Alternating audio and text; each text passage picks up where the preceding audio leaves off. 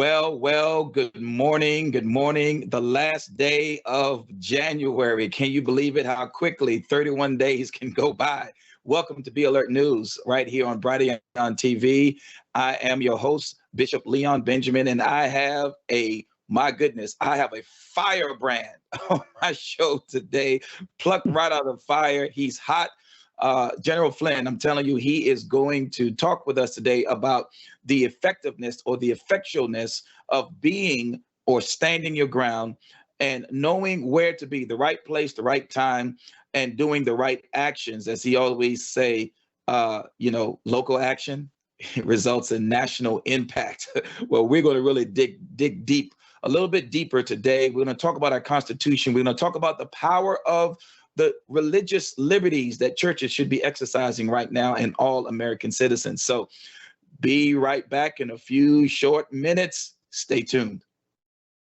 Webinar.com. Register now to attend February 3rd an educational webinar on how to use satellite phones, how they work, and why they are such an essential backup. Go to satphonewebinar.com and register for this great event, co-hosted by our very own Mike Adams. The webinar is coming February 3rd. This is a free event. If you ever wanted to learn about satellite phones, now's the time. Why does anyone need a satellite phone? When I travel by car, I turn off my cell phone and only use a satellite phone. Have you ever wondered if cell phone location tracking data is also being used to control the movement of people? Just walking around with a sat phone records no location data. Frequently asked questions, things that we'll cover in the webinar. How much radiation is produced by sat phones? Will they still work through heavy rain or snow? How do I dial other sat phones, landlines, and mobile phones? How can other people call me? How do I send and receive text messages? Do sat phone minutes expire? How do the plans work? What's the best way to charge my sat phone with solar? Will sat phones work from inside cars or buildings? How reliable are sat phone networks? All of this and more will be covered. If you ever wondered if a sat phone is right for you, join the seminar. Go to satphonewebinar.com and register for this free event, February 3rd, co-hosted by our very own Mike Adams. Satphonewebinar.com. Register today.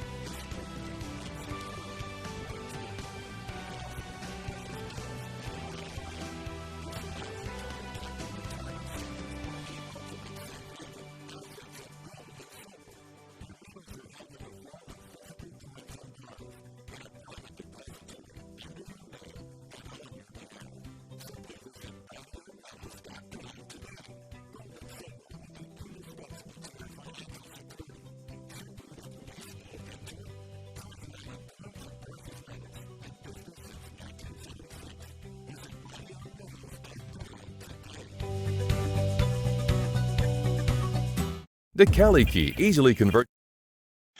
All right, we're back, and I'm telling you, without going through a lot of rigmarole, as my grandma used to say, we're going to dig deep and dive deep with my special guest today and friend, General Michael Flynn. Now, there's a whole lot we can say about him, but look, three things. Just know three things about General Michael Flynn. He loves God, he loves his wife and his family and his grandchildren, and he loves America. He loves his country.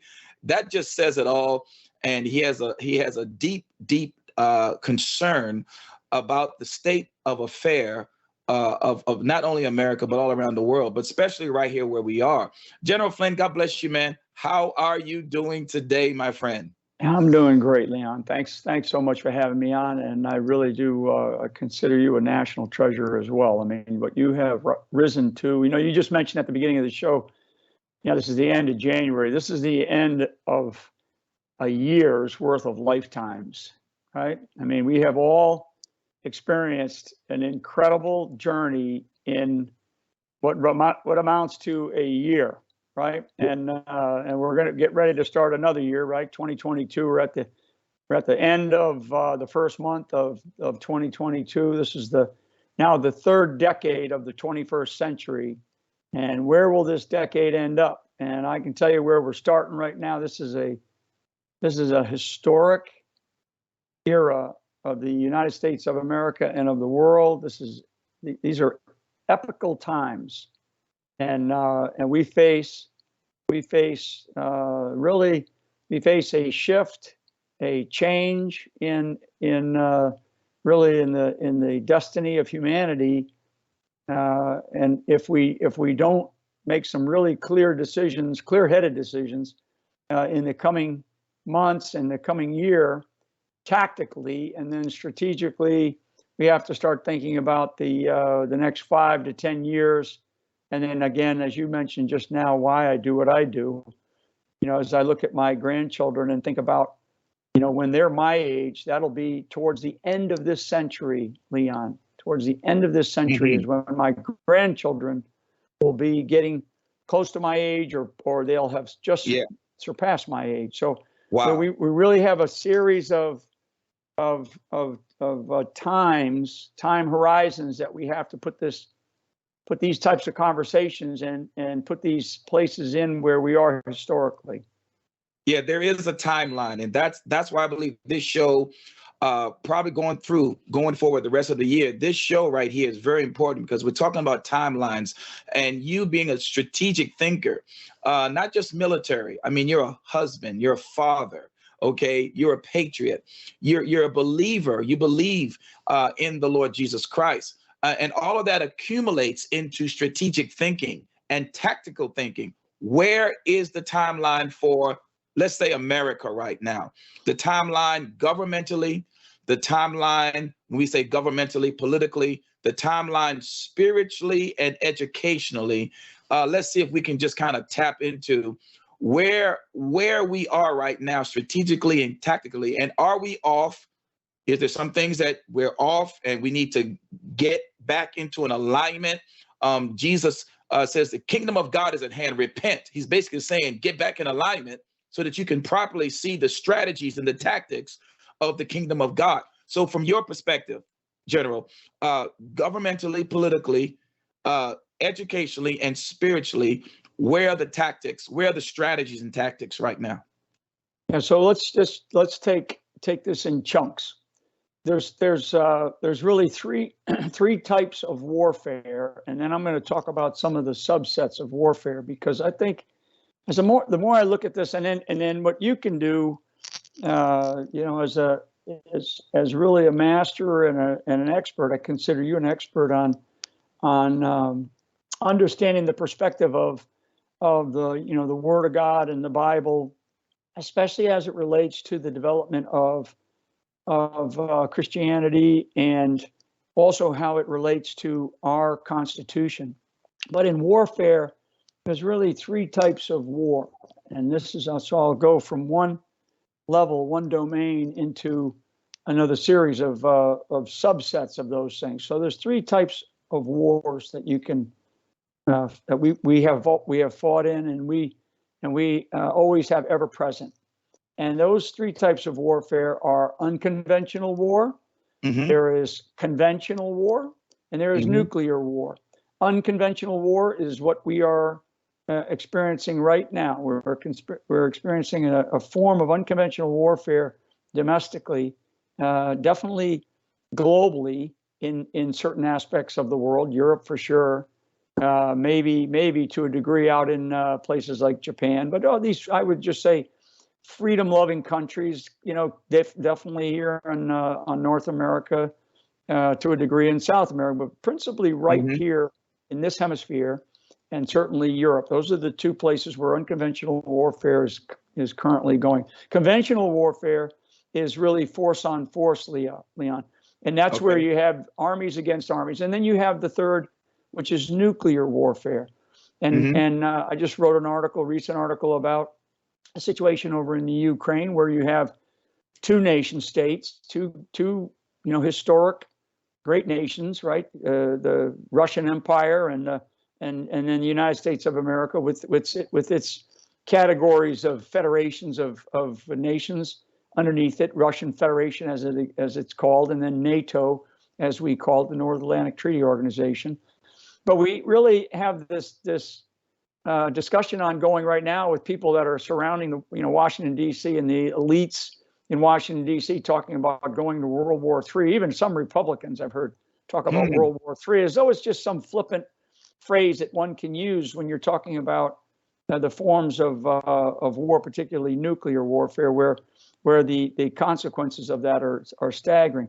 So let me use the unconventional component of warfare, because I think that's really where we're at. All forms of warfare consist of four things, and you've heard me talk about these things. They consist of physical, emotional, and intellectual aspects, but they also, all of them, and I don't care what your belief system are, and I always go back to what my father taught me about, warfare, that you'll never find any atheists in a foxhole, non-believers. I mean, when it gets really, really ugly, you say to somebody, help me survive this, help me, God, right? So there's a spiritual component to every aspect of what it is that we are facing right now.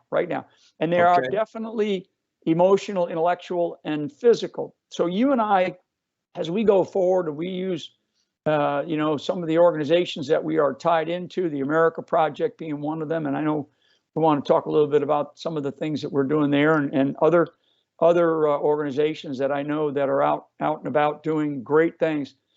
So let's just talk tactics. And like I like to say, and you, I appreciate you mentioning it, local action has a national impact. Tactics. So everybody in the world knows about this truckers convoy up in Canada right now. Yeah. Oh, yeah. I saw a great video of my friend Arthur Pawlowski, who's the pastor up in Canada. He's from Calgary, but he's marching with the truckers right now in Ottawa.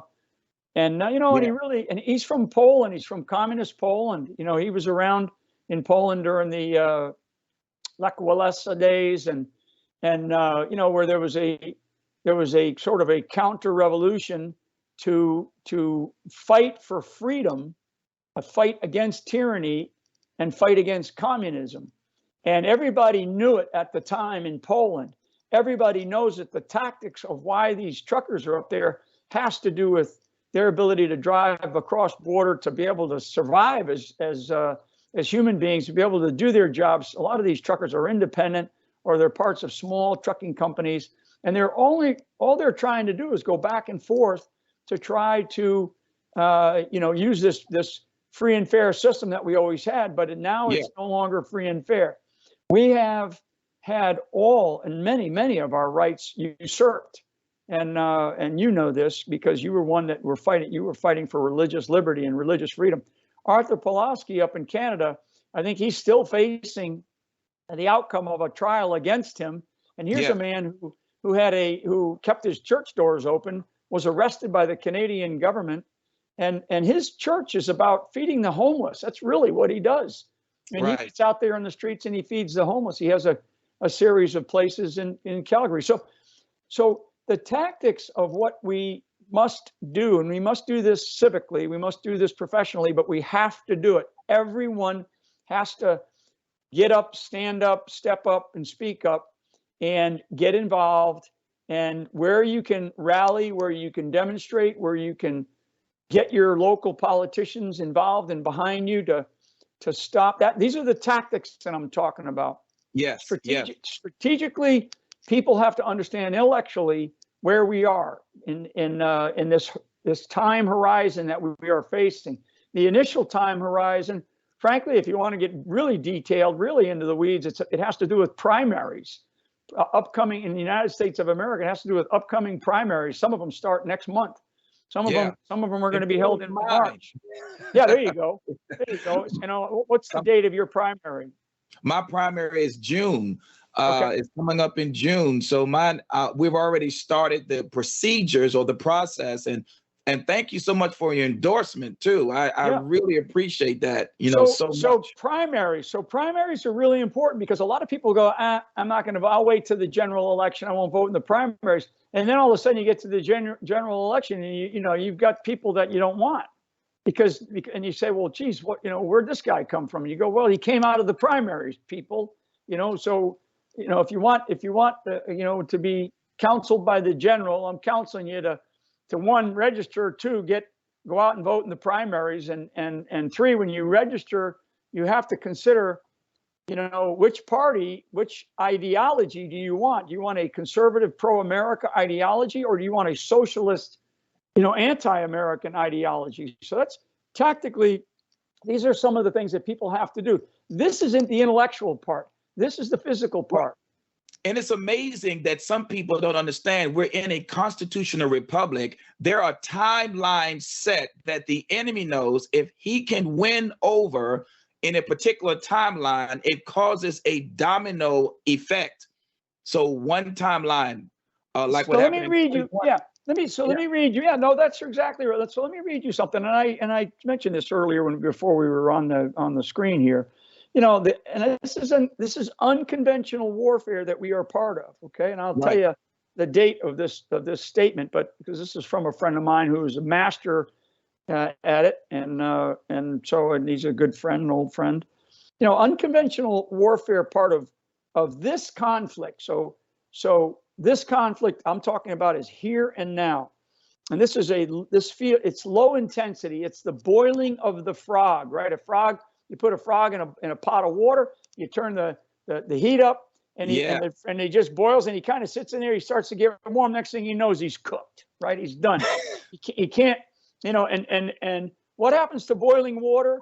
It evaporates. It's like, then it turns into steam, right? If you know your basic science, it turns into steam and it evaporates. Well, the United States of America and freedom is being boiled right now. And people are like going, all of a sudden, it's like, oof, man, yeah, it's hot because I can't go do this. I can't let my children do that. I'm having all of these infringements on my freedoms being taken. That means that the water is getting ready to steam and evaporate. And once it evaporates, Leon, poof, all of our basic rights and freedoms are taken from us. That's why we have these things going on in Canada. That's why we have these rallies going on all over this country. The Reawaken America Tour is part of that. So the unconventional warfare part of this conflict, it includes low intensity actions such as covert and nonviolent activities as subversion, psychological operations, economic warfare, support the dissident groups, read Antifa, okay? Antifa, support the dissident groups, disinformation activities, propaganda, and political warfare. Now, this article, this piece that I just read you, that one paragraph that I just read you, was written in 1983, really at the height of the Soviet Union versus the West, right?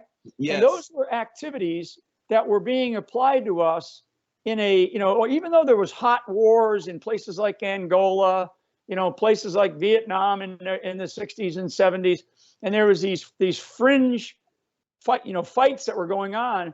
We never really went to the conventional or the nuclear war. And what was happening below the radar was these unconventional activities. And I can tell you, so from 83, dating back to the late 60s, there was a decision by the Communist Party of America and by these ideologies. And we're crazy to ever think, communist China is an adversary. And we're crazy to think that we sidling up to some of these other communists, that it's going to turn them and help, they're going to turn to us and go, oh yeah, we want to be part of you. No.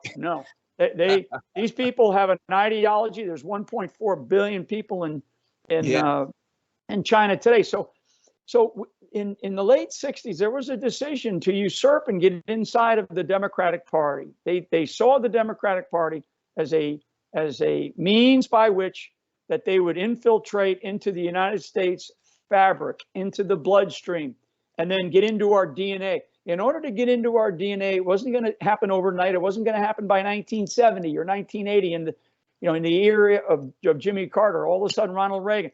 So they just kept plowing away strategically, operationally, and tactically, taking over institutions of our government.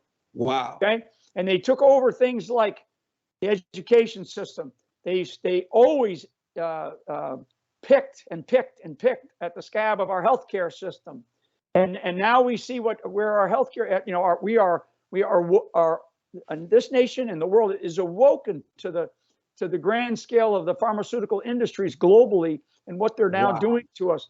And then the other parts are, now you're talking about the rule of law and the justice system, and then the infiltration into our government itself. So it's not just this, we're going to take over and we're going to start, doing these different things, in an underhanded way to the Democratic Party. No, it's actually an infiltration into the bloodstream of the human body called the United States of America through the path of the Democratic Party. And once they got into the entire bloodstream, and so now they are the Democratic Party. The Democratic Party is gone. So for your listeners, the Democratic Party is gone. I want to look straight into the camera here. It's gone. Yeah. It is now taken over and completely usurped by the socialist movement, the Communist Party of America, the Democratic Socialist Party of America. And that's why there's so many Democrats jumping ship these days. And you see now Democrats, there's a great video that just came out. The gentleman was on Fox News. He says he's a Democrat. Hey, you're speaking to a Democrat, a lifelong Democrat right here. I just recently changed parties in less than a year ago. Ago. I changed over in 2006, 2007. There you go. So now let's keep moving forward here with this timeline, because I'm talking about the past moving up to now, because I want to bring us into the future. And where will the future need to be, right? What's the vision? What's the destiny of America? What is the path that we must take? Because, you can get into the spiritual aspects of this. I will mention the spiritual aspects of this, because communism and socialism and Marxism, they don't have the ideology or the consciousness of God, right? I mean, it doesn't mean that that's the sort of the nation state ideology. That's the nation state ideology that people in our government and people on the left want us to forget about. They want us to forget about this idea that God actually matters. God doesn't matter, right? And they want us to get rid of that. And you use. I mean, I'm an imperfect guy. I misappropriate words sometimes, and I use different slang, or I speak off the cuff. But if I can cause anything, I hope that I cause a conversation about God in America. So maybe I did that by a misappropriation of the way that I characterize God in our country, because I like to say we're one nation under God. But they as I talked about the Democratic Party moving forward from when it was usurped, and I use that word, That means undertaken, it means taken over. Right. That under the previous administration of Donald Trump, as part of the party platform, God was removed. And when it was removed, really nobody really paid any attention. I mean, again, I'm a Democrat. I was raised a Catholic. There's a lot of Christians out there. There's probably somewhere between 20 and 30 million Democrats who I would say are generally aligned to a Christian faith, maybe not practicing, maybe some of them are. There's a lot of Catholics that are Democrats, I can tell you that. And but we are people who are generally not just Catholics, but Christians. We're generally pro-life, we're pro-family, we're pro-business, we're pro-capitalism, we're pro-America. And we don't like what it is that we see. We're pro-freedom, right? We're pro-faith. Yes. So that's the spiritual part of this unconventional war that we are in. So now where does that take us? Where do we go from here? And again, I'm looking for champions. You're a champion. I'm looking for other champions. There's a lot of champions out there. I just mentioned, Arthur Pawlowski up in Canada, and these truck drivers. There's no person who you can put a name. You can't put a name to any of these truckers. There's probably a couple of them that are standing up there on a stage somewhere in Ottawa, but they're just truck drivers. These are just blue collar, hardworking people who don't want their freedoms taken. They don't want their families messed with. They want their security. Remember, we are a country, but we are also a people. Our country is a country that is, now I'm talking about the United States of America. We are a republic form of government. Okay? Yes. So we have a government, and that is a republic form of government. It is based on the ideals of democracy and freedom, right, and rights, life, liberty, and the pursuit of happiness. But we are also a people. We are also a citizenry. And so when our government, when our republic starts to act in the ways that it's been acting, and this is not just because of Donald Trump in the last 4 years, this has been acting like this for a long time, and it's been that, that steam turn, that heat's Right. been turning up for 4 years. General Flynn, we got a few more seconds before we get into the second half. Let's just pick up, because what I'm seeing is morality compromised, politically, educationally, spiritually, and then we can include the economic piece, because somebody has to pay for the compromise. Somebody has to put their little 2 cents in and say, like Satan asked Jesus one time in Matthew 4, if you bow down just once, I'll give you all of these kingdoms, because they are in my power to give to whoever I want to, which was a lie. He stole the kingdoms from Adam. But anyway, he gets us to do a little deal. So when we get back in the second half, let's talk about the compromise with the people who want to or think that they can steal America. We'll be right back. Webinar.com. Register now to attend February 3rd an educational webinar on how to use satellite phones, how they work, and why they are such an essential backup. Go to satphonewebinar.com and register for this great event, co-hosted by our very own Mike Adams. The webinar is coming February 3rd. This is a free event. If you ever wanted to learn about satellite phones, now's the time. Why does anyone need a satellite phone? When I travel by car, I turn off my cell phone and only use a satellite phone. Have you ever wondered if cell phone location tracking data is also being used to control the movement of people? Just walking around with a sat phone records no location data. Frequently asked questions, things that we'll cover in the webinar. How much radiation is produced by sat phones? Will they still work through heavy rain or snow? How do I dial other sat phones, landlines, and mobile phones? How can other people call me? How do I send and receive text messages? Do sat phone minutes expire? How do the plans work? What's the best way to charge my sat phone with solar? Will sat phones work from inside cars or buildings? How reliable are sat phone networks? All of this and more will be covered. If you ever wondered if a sat phone is right for you, join the seminar. Go to satphonewebinar.com and register for this free event, February 3rd, co-hosted by our very own Mike Adams. Satphonewebinar.com. Register today.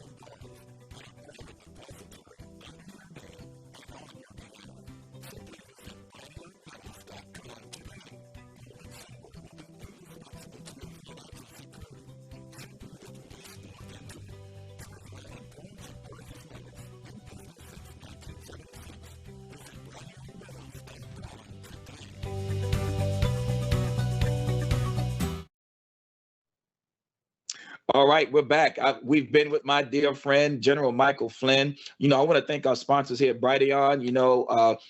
Mike Adams, I love him so much, the Health Ranger. You can go to brighteonstore.com, get those products. You can use Be Alert, save 5% with the discount code Be Alert. And understand, it's time to take care of yourself spiritually, physically, and of course, emotionally and financially. So make sure you go there. We just put out a book, and look, me and my wife married 30 years, not as long as General Flynn, but we've been married long enough to know that we got to get some sense up in here. We gonna stay together. So 3 keys to a successful marriage. You can go to Amazon.com.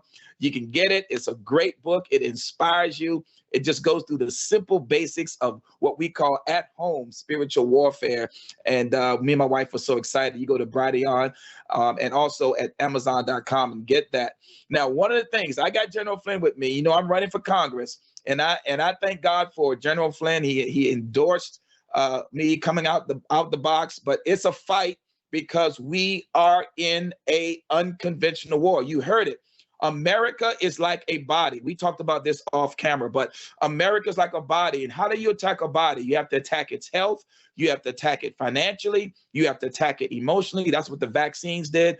Health-wise, the vaccines attacked us that way, shutting down the economy, attacked us financially, cutting off the supply, and then emotionally making people feel guilty because they're not vaccinated. The vax against the unvax. It's all a demonstration that they even believe America is like a human body that you have to break down. General, talk about this, how I call it the invasion of the body snatchers. The Democratic Party is not the party of the people. It has been infiltrated in the core of its DNA, where morality is no longer a consideration of where the people should go. I mean, the Bible says, if the foundations be removed, where will the people go? America is the last stand. There is no other place to go if we lose the moral ground right here on the United States of America. So I love the way we talked about that, a human body. Can you kind of explain that a little bit more? Yeah, I think that it's very necessary for us to put this into sort of as simple a perspective, an analogy, an example as we can possibly do. Every single person gets up every day, and if you're just, and we are emotional people, we're intellectuals, we're spiritual, we're physical beings, right? I mean, and so you go through the course of the day, and everybody, when you're growing up as a kid, your mom tells you or your dad tells you, if you're lucky enough, hey, get out and get some fresh air and sunshine, go exercise, eat right, get the sleep that you need, and do all the kinds of things that you need to do to stay healthy, to keep your body healthy, and you want to live a good long life. Well, the United States of America and a nation state is exactly like that. As a country, we have to put it into the perspective of our body is I'm sorry, I got something going on here. Are we still on? Yeah, we're good. Okay. I can hear you. I'm sorry. Yeah, so as a nation state, our body, just like the human body, we are an emotional country, we are a physical country, we have an intellectual component, and we have a spiritual component. And I mean all this. I mean, so we have weaknesses as a country. So every day our country has to get up and we have to, exercise, and we've got to practice. We've got to get involved. That means you go and exercise your freedoms. You go and exercise your rights. That means you listen to what's happening in the various stages of the media and this process. I mean, the intellectual side of our body right now, of the body of the United States of America, is being attacked through cancel culture and censorship. Okay, that is making the emotional side of our country upset. That is making, and then we have a physical component where we're talking about all of this COVID craziness that's going on, where we're putting jabs into the arms of people, and we know the numbers right now. The numbers are, I think I heard a thing yesterday or two days ago where we're talking about, I think 60 million people have received the shot. We're looking at over 1 million injuries to these, and these injuries range from some very serious injuries, thousands of deaths. And this is only in the course of about a year. So, and those are the VAERS numbers. Those are these VAERS numbers. So the body of the United States of America is being attacked. It's being attacked through those things that we've been talking about in the first half hour and what I just mentioned. It's being attacked by these various outside, adversaries or enemies, if you will. I mean, it is. These are enemies of our ability to freely think as a free society in a constitutional republic based on the United States Constitution, based on the Bill of Rights that we have, and based on us just being free-thinking humans who believe in a Judeo-Christian set of principles and values. And we should be fearless about that. One of the things that we have to recognize in this country is that there are because you said it at the beginning about where else will you go, right? If something happens to this country, where's the next shining city on the hill, right? As in, I don't know which part of the Bible, but I think it was Matthew that said that, because that's right. Matthew chapter 5, a city on the hill that cannot be hidden. There you go. So where is that next city? And I would tell you that I don't see it. I don't see it on the planet. And I think that there are a body of people that are sort of in the elite that have conspired to come together globally and impose their will upon the masses. And one of the things that I do, we must recognize this, because we're still in this country, and I love the fact that what we're seeing in Canada with these truckers, we're still a freedom-loving, and generally a Christian nation based on, like I said, a set of Judeo-Christian principles and values. We should be fearless about that. And everybody needs to remember this, there are subjugated peoples all over the world under the tyranny or the yoke of communism, socialism, radical Islamism, and they are screaming for freedom. And they are looking at the United States right now, and they're saying, "Oh my God, I'm going to work my entire life. I'm going to struggle to escape where this subjugation is coming from to get to America." And I want America to continue to shine that. It's not just the city on the hill, the shining city on the hill. It's the light that comes off that hill. Yes. Okay. It is the light that comes off of that hill that shines bright around the world to all of the people who have been subjugated by tyranny. And this has been going on this is throughout history. There was always some benevolent leader in the history of the world where everybody looks to it and goes, "Oh my God, I have to go here. I got to go to that country. I got to go to that country to get away from the subjugation of, a dictatorship and tyranny." And now we are where we are on this planet. We have over 7 billion people on the earth, and they're spread out all over the place. And I could go through the demographics of the planet. We'll do that at another time. But that subjugation of people, we're looking at somewhere upwards of probably 3 billion people, maybe 4 billion people. So maybe close to half the planet is subjugated under the yoke of tyranny. Okay, and they're choking, and their ability to breathe freedom it's like so when you think about COVID and being put on the respirator, right? I mean, these people that are going under this remdesivir and these respirators. So now I'm getting real here, okay? And they're like they think they're being given fresh air, and in fact they're being choked to death, suffocated. Yes. So in a way, that metaphor of this suffocation is exactly like the billions of people on this planet that are suffocating under tyranny. We cannot have that. So the vision for America, the destiny that we must seek, the path that we must get on, the road that we must travel, is the high road. And the high road is the high road of truth. The high road is where truth has to be discovered, fought for, sacrificed for. And the truth is always about freedom. The truth is always about what we need as human beings. The fact that our designers, right? Our designers really who were faithful men primarily, but they designed this republic, they designed this Constitution, and the first thing that they gave us, but this goes back into the centuries of the creation of a lot of governments, the first thing that our designers gave us, our founders gave us, was life.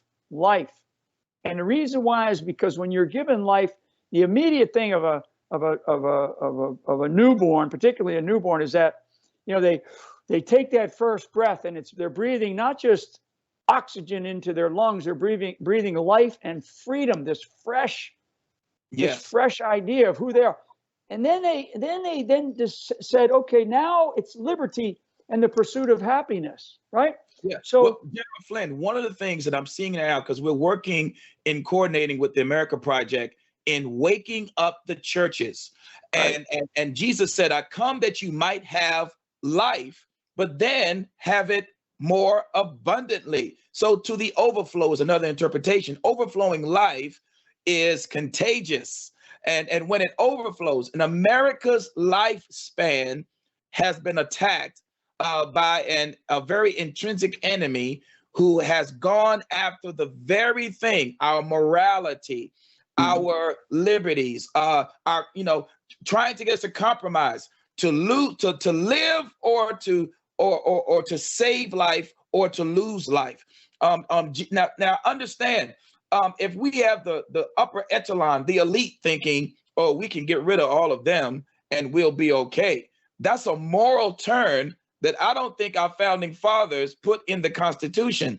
And so churches have to breathe life again into this economy, whether it be spiritually, physically, emotionally, socially. And if the churches are not breathing life, oh my God, what do you say about that? So you're right, and it's everything that I just was explaining.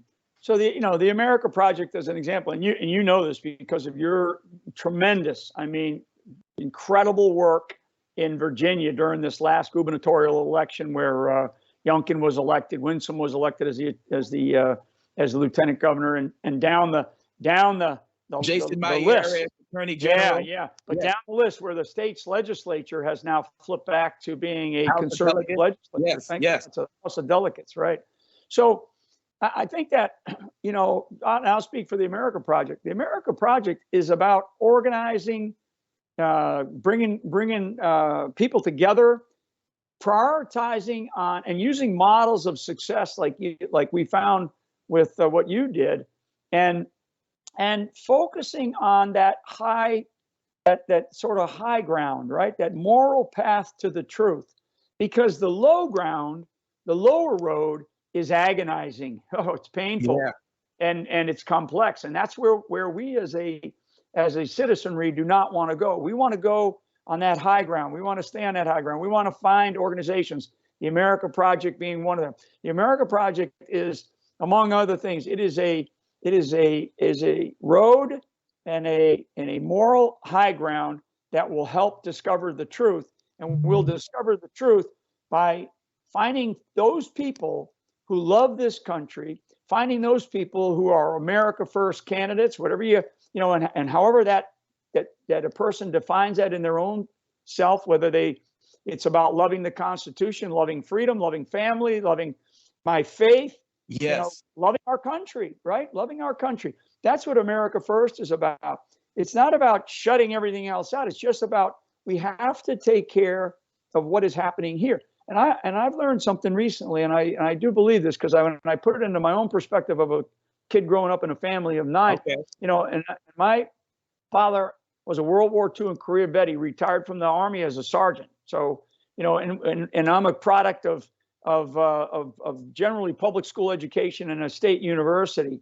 Yes. So, and I know what the rigors of the road, so to speak, are.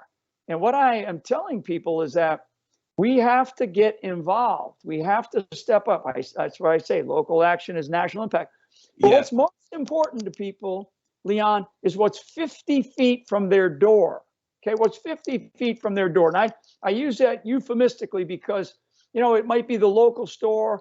I go down to the local store to buy a gallon of milk or a loaf of bread, and I'm like, man, that thing went up. That's up 3 times there. Leon, a grocer who I probably know. These local markets, right? Everything, the inflation rates are skyrocketing, and it's killing us. The ability to go drive to work, instead of paying $20 a month, now I'm paying $40 a week for gas, right? Yes. To drive to my place of where I got to go, right? My place of duty, right? My workplace. And so I'm probably having to pick up a second job. That's 50 feet. Well, if my house is on fire, right? I want the fire department to show up. Well, maybe the fire department isn't, they're not getting the love that they need from the mayor or the town council, the police, the thin blue line and the nation of the thin blue line. If I have a problem, I get somebody about to break into my house, and I call 911, and they go, well, we don't have enough police today because we haven't funded them. That's real. And that's 50 feet from my door. So when you go and knock on somebody's door in whatever neighborhood that you're going to go into, you got to understand they're worried about them. They're worried about what is happening to them. And that's what our political masters have forgotten about. They have Yeah, taken it for granted. I actually feel that when you said that, and I'm running for Congress in Virginia's 4th congressional district. So in the 4th, there is that unawareness of the 50 feet rule. I'm going to start using that if you don't mind. I'm going to say General Flynn said it first, and then I'm going to make it mine, and then it's going to be Leon Benjamin said 50 feet rule. Are we practicing the 50 feet rule? And are you aware of all of the proclivities and all of the negativities that may impact you because of our basic rights and services that should be helping us? Government is supposed to protect the people, but now we have a government that is literally making the people naked. Just like in the Garden of Eden, Adam and Eve were clothed with glory and righteousness. After listening to Satan's satanic government, they found themselves naked and running from God. So the 50-foot rule, I love it. So true. It's so true. You know, and I want to just maybe take a couple of minutes because I want people to understand that, listen to this, and this will get shared out there quite a bit. We're in a worldwide struggle. So we are in a worldwide struggle. So I'm going from 50 feet, Leon, to the entire world. Okay. Wow. Because I want people to understand that I understand this, and I'm going to continue to be a warrior to fight this struggle, to fight, for them in this struggle for humanity, which is really about what we're at. So there is this worldwide struggle between, a sort of a globalist elite that are driven by greed. They're driven by an ideology that is generally aligned with communism and socialism. They are driven by an idea that they know what's best for you. And frankly, there was the word that was used was irredeemables and deplorables, but that mistake in using that word wasn't a mistake. It was a definition of how the elites look at not just 50% of the American electorate, but really most of humanity. Again, these subjugated people in the inner city, they feel subjugated sometimes. It's not just people who are sitting over in China. It's people in the inner city of this country can feel subjugated. So there is a worldwide struggle between this elite that thinks that they know what's better than those of us like myself and others who understand that, look, we have a government called a constitutional republic. It is not perfect. It is not perfect, but it is the most perfect government in the history of mankind. And it has its flaws. And so we as a citizenry have to fight inside of that governmental system called a republic to get the right people to represent us. That's what a republic does. Now, General Flynn, I got to interject because this is a personal question. I'm going to throw it out there. Is there a pathway in the timeline for a General Flynn to be on a particular ticket, whether it be congressional ticket, senatorial ticket, presidential ticket? I'm just going to throw it out there. Is there a pathway there, a possible pathway there? In warfare, in warfare, the best plan gives you the most options up to the last possible minute. So I'll leave it at that. I'll let you slide with that one. Okay. But we are in this struggle. We're in this struggle. That's why those truckers are up there. That's why we have frontline doctors. Yeah. That's why we created the America Project. We created ourselves to help with the organization of a lot of different people out there that don't have the platform of the people that are part of the America Project, me being one of them. And I'm trying to use this to say, look, what people want most, Leon, is they don't want more, BS. What people want most is they want leadership, and they want authenticity, and they want people to just give them the straight scoop. Don't beat around the bush. If something's not, if it's an ugly baby, it's an ugly baby, right? I mean, if we've got serious problems, we've got serious problems. But they're also looking for those people to tell them, here's what you need to do. And I think that you and your ability and what you have learned about not yourself, not only yourself, over your lifetime of service in the military, service in the ministry, service in your community, and now service in many, many other capacities. I mean, like I said, this past year, you mentioned we're at the end of January. We're at the end of a year of lifetimes, multiples of lifetimes. I have probably lived 4 or 5 lifetimes in the last 5 years. So anyway, we got 20 seconds, and I just want to tell you, thank you so much. Give me 10 seconds of fight like a Flynn quote. Come on. Well, remember, local action has a national impact. Stand up, step up, speak up, get involved in your community like you've never been involved in it before. And God bless everybody that does that. Thank you for having me. Look, thank you so much. Look, we're going to be back. I might have to bring General Flynn back again so that we can keep doing this strategic, tactical strategy timeline. So look, God bless you all. See you next week.